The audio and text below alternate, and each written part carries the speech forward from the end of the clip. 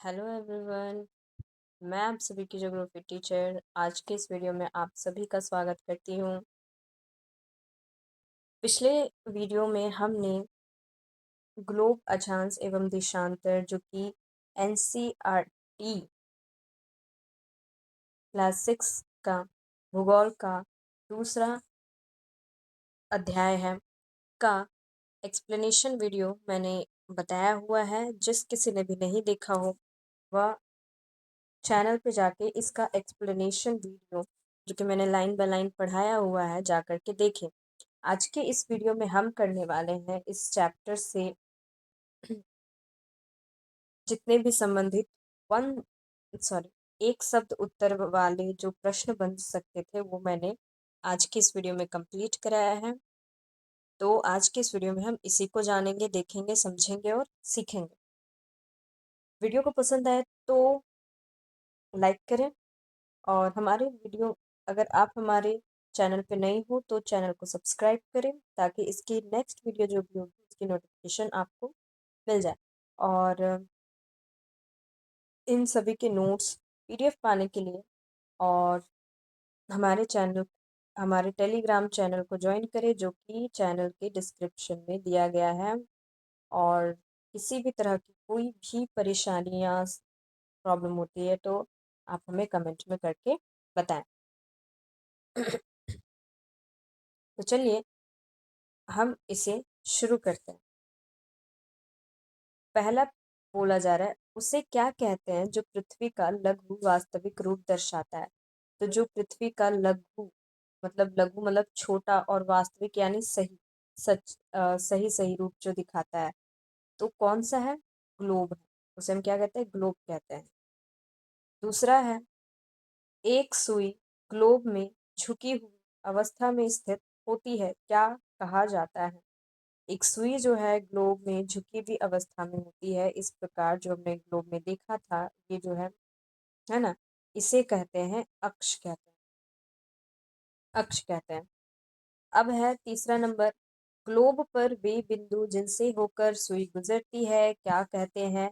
तो जिनसे होकर के ये देख रहे होगे यहाँ से गुजर रही है और यहाँ से गुजर रही है, तो ऊपर वाले तरफ को उत्तरी ध्रुव और नीचे वाले तरफ को दक्षिणी ध्रुव कहते हैं। अगला प्रश्न, पृथ्वी किस प्रकार घूर्णन करती है? तो पृथ्वी पश्चिम से पूर्व की ओर घूर्णन करती है।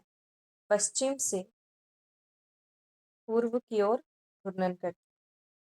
अब अगला प्रश्न, वह काल्पनिक रेखा जो पृथ्वी को दो बराबर भागों उत्तर और दक्षिण में विभाजित करती, उत्तर और दक्षिण में विभाजित करने वाली रेखा को विषुवत वृत्त कहते हैं जो पृथ्वी के बीचों बीच से खींची गई है या स्थित। अगला प्रश्न, विषुवत वृत्त के उत्तरी भाग को क्या कहते हैं? तो विषुवत वृत्त की जो उत्तर वाला भाग होता है उसे उत्तरी गोलार्ध कहते हैं। अगला है, विषुवत वृत्त के दक्षिण भाग को क्या कहते हैं? तो दक्षिण वाले भाग को दक्षिणी गोलार्ध कहा जाता है। अब अगला प्रश्न है, विषुवत रेखा का मान कितना है? It's very important question. विषुवत रेखा का मान कितना है? तो 0 डिग्री है। अगला है, विषुवत रेखा के समानांतर रेखाएं जो उत्तर तथा दक्षिण ध्रुव तक जाती है उसे क्या कहते हैं? तो विषुवत रेखा के समानांतर जो रेखाएं होती है जो उत्तर में उत्तर तक और दक्षिण में दक्षिण ध्रुव तक जाती है उसे हम अक्षांश रेखा कहते हैं। 10वां प्रश्न है, विषुवत वृत्त के उत्तर की सभी समानांतर रेखाओं को क्या कहा जाता है? तो उत्तर में स्थित सभी अक्षांश रेखाओं को उत्तरी अक्षांश रेखा कहते हैं। अगला है, विषुवत वृत्त के दक्षिण की सभी समानांतर रेखाओं को क्या कहा जाता है? तो दक्षिण तरफ जो समानांतर रेखाएं होती है उसे दक्षिण अक्षांश रेखा कहते हैं। अगला है, उत्तरी ध्रुव का मान क्या है? तो उत्तरी जो ध्रुव है उसका मान 90 डिग्री उत्तरी अक्षांश रेखा है। ठीक उसी प्रकार दक्षिणी ध्रुव का मान क्या है? तो दक्षिणी ध्रुव का मान जो है 90 डिग्री दक्षिणी अक्षांश रेखा है जो अपने ध्रुव के पास एकदम बिंदी सी दिखाई देती है या बिंदी सी है। अगला है, 23.5 डिग्री उत्तरी अक्षांश रेखा को क्या कहते हैं? ये जो है इसका मतलब है उत्तर। ठीक है, तो 23.5 डिग्री उत्तर अक्षांश रेखा को कर्क रेखा कहते हैं। 15 है 23.5 डिग्री दक्षिणी अक्षांश रेखा को क्या कहते हैं? तो मकर रेखा कहते हैं, जो कि दक्षिण में स्थित है। फिर है 66.5 डिग्री के उत्तरी अक्षांश रेखा को क्या कहते हैं? तो उसे हम कहते हैं आर्कटिक वृत्त कहते हैं। सॉरी, आर्कटिक रेखा, आर्कटिक रेखा। अगला है 66.5 डिग्री के दक्षिणी अक्षांश रेखा को क्या कहते हैं? तो दक्षिणी अक्षांश रेखा को अंटार्कटिक रेखा कहते हैं।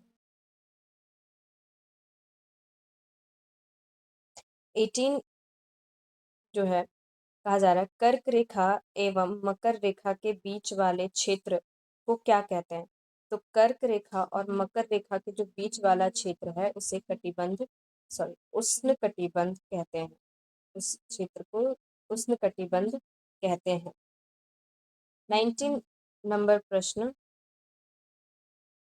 सूर्य की किरणें सीधी कहाँ पड़ती है? तो सूर्य की किरणें कर्क रेखा तथा मकर रेखा के बीच में सीधी पड़ती है। अगला प्रश्न है ध्रुवों की ओर सूर्य की किरणें कैसे पड़ती है? तो ध्रुवों की ओर सूर्य की किरणें तिरछी पड़ती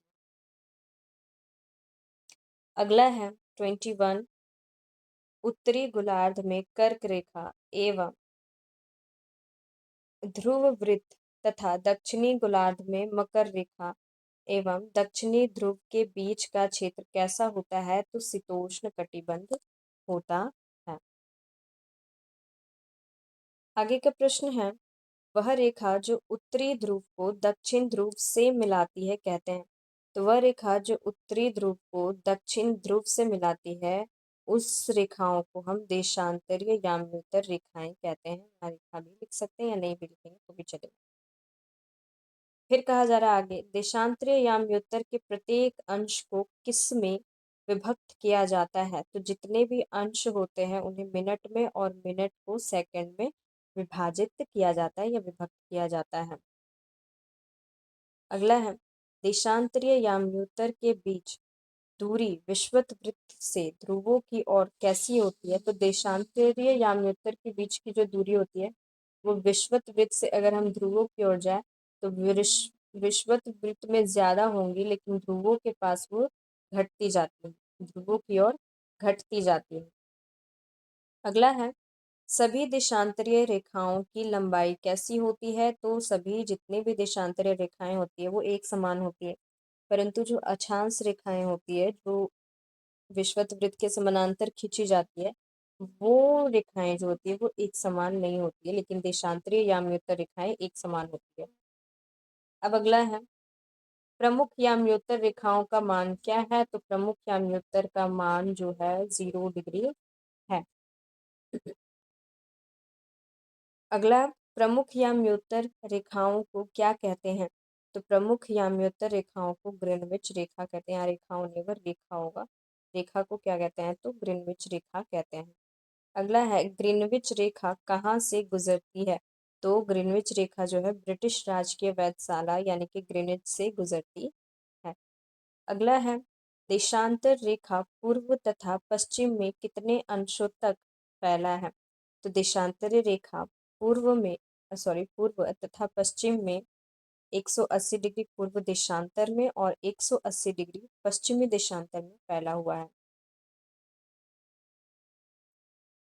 फिर है अगला प्रश्न 180 डिग्री पूर्वी देशांतर तथा 180 डिग्री पश्चिमी देशांतर किस रेखा पर स्थित है? जो 180 डिग्री पूर्वी देशांतर और 180 डिग्री पश्चिमी देशांतर एक ही रेखा पर स्थित, मतलब एक ही रेखा है। जैसे अगर हम पूर्व की ओर से कहेंगे तो 180 डिग्री पूर्व कहेंगे, और अगर हम पश्चिम की ओर से कहेंगे तो 180 डिग्री पश्चिम देशांतर कहेंगे। वो यह एक ही रेखा है।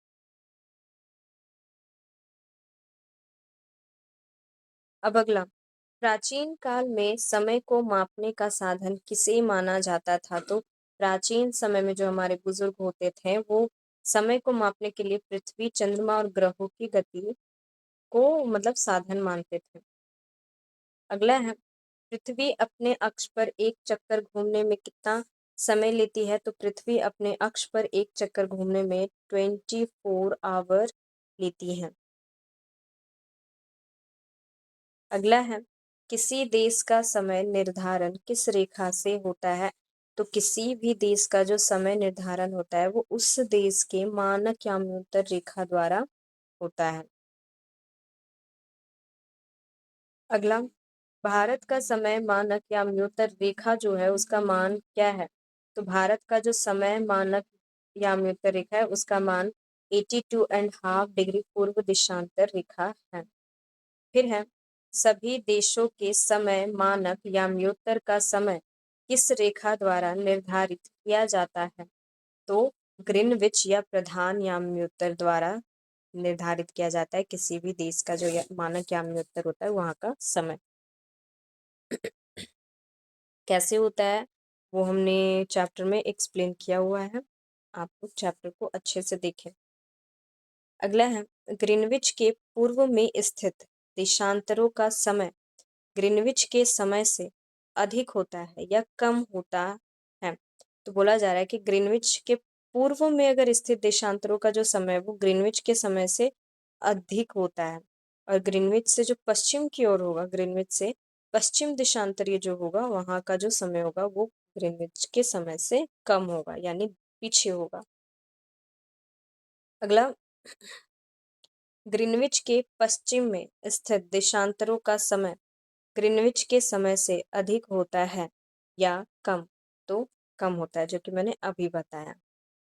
अगला है, रूस में कितने समय मानक याम्योत्तर अपनाए गए हैं? तो रूस में 11 समय मानक याम्योत्तर अपनाए गए हैं। अगला प्रश्न, ग्रिड किसे कहते हैं? तो देशांतरीय रेखा तथा अक्षांश रेखा एक दूसरे को काटती है तथा जाल की जैसी प्रवृत्ति बनती है जिसे ग्रिड कहा जाता है। तो देखे होंगे हमारे ग्लोब में ये देशांतर रेखाएं गुजरी हुई हैं, फिर जैसे अक्षांश रेखाएं, और देखिए एक जाल की तरह बनाती है ना, एक जाल की तरह हमें दिखती है और बनाती है, तो उसे ही हम ग्रिड कहते हैं। अगला है, उत्तरी ध्रुव वृत्त तथा उत्तरी वृत्त तथा दक्षिणी ध्रुव वृत्त एवं दक्षिण ध्रुव के बीच के क्षेत्र कटिबंध को क्या कहते हैं? तो शीत कटिबंध कहते हैं उस क्षेत्र को। अच्छा, तो ये चैप्टर यहीं पे कंप्लीट होता है। इस चैप्टर से टोटल 40 क्वेश्चंस बने, तो इस चैप्टर से इतने ही। आई होप आप सभी को ये चैप्टर पढ़ने में मज़ा आया हो, समझ में आया हो और हेल्पफुल भी लगा हो। वीडियो अगर समझ में आया हो, पसंद आया हो, वीडियो को लाइक करें। चैनल पर अगर आप नए हो तो चैनल को सब्सक्राइब ज़रूर करें, ताकि जो नेक्स्ट इसके वीडियो होंगे उसकी नोटिफिकेशन आपको सबसे पहले मिले। और अगर आपने हमारे टेलीग्राम चैनल को ज्वाइन नहीं किया है तो जाकर ज्वाइन करें, वहाँ पे मैं इसके पीडीएफ्स वगैरह सेंड करूँगी जो कि आपको मिल जाएंगे। टेलीग्राम का लिंक मेरे चैनल के बायो में है, चैनल के बायो में जाए और टेलीग्राम को ज्वाइन करें। और कोई किसी भी तरह की कोई भी प्रॉब्लम हो आप हमें कमेंट में पूछें, हम आंसर करेंगे। एंड